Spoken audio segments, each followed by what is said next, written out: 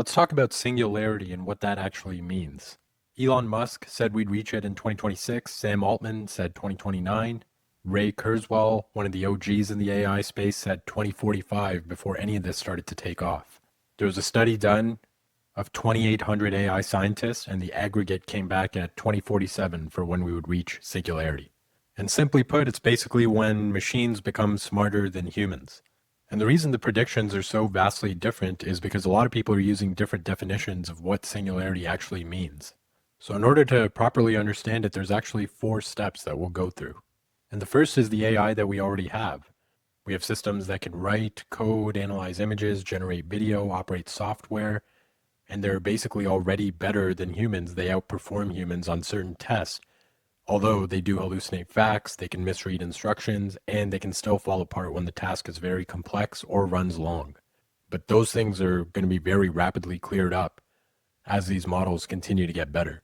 Then the second thing you need is AGI, which is artificial general intelligence, and we'll make another video about this. But it's a similar concept where there's really no agreed definition, but generally speaking, it just means a system that can handle most intellectual tasks at or above the level of a capable human, while it's learning and adapting across domains rather than just one specific thing. And then you have superintelligence, which is not just matching the best humans, but exceeding us across almost every cognitive field, including science, engineering, strategy, persuasion, basically everything. And then finally, the 4th step would be the singularity. So you can think of AGI and superintelligence as statements about the machine itself, what it can do, how broadly, how well, what it's capable of. And then the singularity refers to us. How far ahead can we still see? The singularity is basically the point where our ability to predict what happens next actually breaks down, because the things that are driving the events are no longer working at a level that we can model or understand based on our current capabilities. So when it comes to the origin of the word and the idea, it began in 1958 when a mathematician named Stanislaw Ulam wrote a tribute to one of his late colleagues, John von Neumann, and it was basically a conversation about the accelerating pace of technology. And he felt that it was approaching some essential point in the history of our species beyond what he felt like humans couldn't function the way we were. And then in 1965, there was a statistician, I.J. Good, and he basically was the first to describe some sort of ultra-intelligent machine that would surpass every intellectual activity of a person, no matter how smart the person is.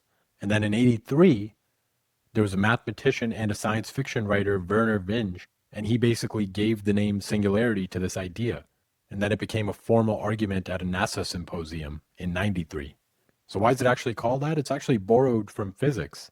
In a gravitational singularity, like the one we think is in the middle of a black hole, it's where a point where the normal models stop producing useful predictions. And that's basically the whole metaphor. It's not about power or danger or consciousness. It's just the end of usable understanding or our ability to predict what's going to happen. For example, somebody living in the year 1200, they couldn't have predicted the internet or spaceflight. But at that point, if we could go back in time, we could still sort of explain those things to those people using the concepts that they already had and understood. But in the case of a singularity, that would be a world where we don't even have the concepts to understand what's going on anymore. Now, what's the engine that actually drives the possibility of a singularity? It's based on a system that has the ability to improve itself. So back in episode 2, we talked about how AI actually learns. Humans design the architecture, they gather the data, run the training, read the results, and then they use what they learn to build the next version. So in that process, at least early on, humans were sitting in the loop at every step. And then in episode 4, we talked about agents, systems that can plan, use tools, and take multiple actions without being prompted each time.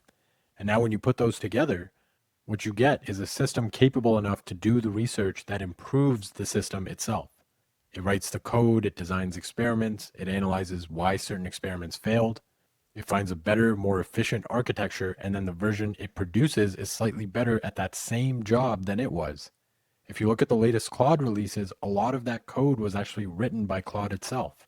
And then it's basically a loop where more intelligence leads to more research, and that leads to more intelligence. And that's the concept of recursive self-improvement. And because it's so exponential and the intelligence just builds upon itself, that's what kind of makes it scary. Every other technological advancement we've had, it's been limited and bound by how fast we're able to research and advance it. Whereas in this case, as I said, It's the AI itself doing the research, running the experiments, and improving on itself. And as it improves, it gets better at improving. Now let's talk about some numbers. There's a research group called Meter, and they basically measure how long a task can be measured by how long a human professional needs to do it before an AI agent's success rate drops to 50%.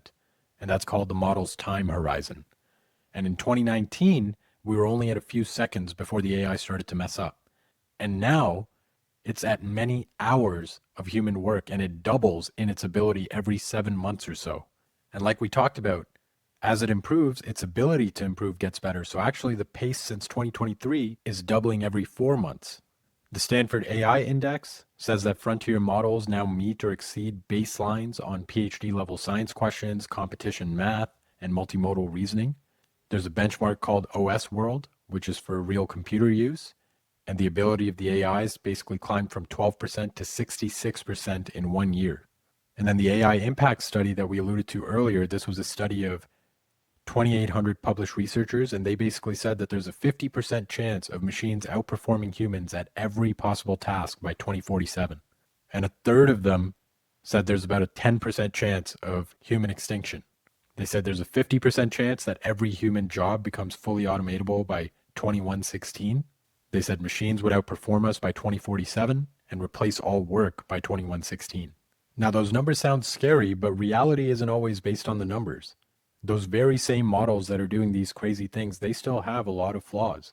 A lot of the ones winning gold medal level results at math competitions, they can read an analog clock right about half the time. The systems that are beating human chemists on chemistry benchmarks can't do any astrophysics. And the other thing is, too, it's limited by energy and hardware. Just because it's intelligent and has the ability to become more intelligent, it's still limited by the chips, by the energy, by the actual physics of the world, and the raw materials, which can still take years just to put into place. Now, if it does happen where a system reaches roughly human level research ability, it improves itself quickly, and then it goes from human to far beyond human within weeks to months, and basically none of us have time to understand what's happening, let alone control it. And this is sort of that classic doomsday intelligence explosion. Slow takeoff would be that capability climbing over years or decades. So AI would automate more work, accelerate science, and take over larger parts of the economy. So it'd still be deeply disruptive, but there wouldn't be this single dramatic moment.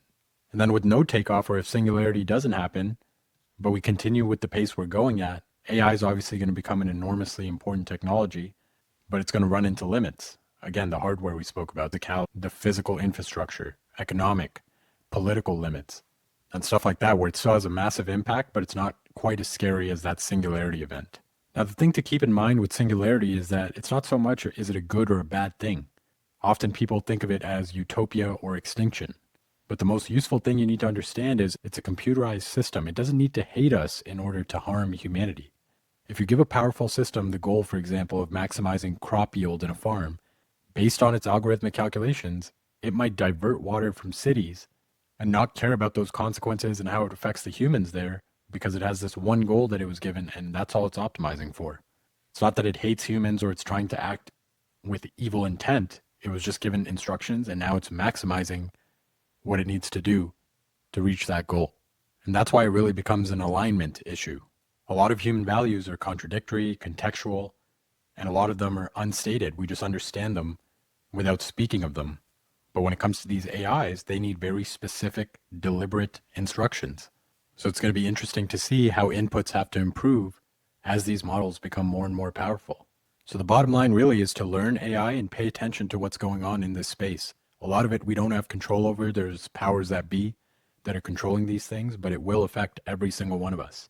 And we don't need to reach some singularity for it to affect us. There's already people being laid off and replaced.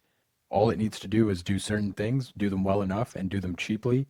And it won't be long before we start seeing mass layoffs and huge differences in how people live their lives. And the only way around that is to educate yourself, to learn what's going on, use it to your advantage, and put yourself in the best position that you can. So hopefully that was helpful for you guys. Be sure to check out the newsletter and the resources in the description. We have a community as well. Everything is free for now as we learn together and work on more interesting stuff there. So be sure to check that out. Let us know what you want to hear about next, and we'll see you next time. Cheers.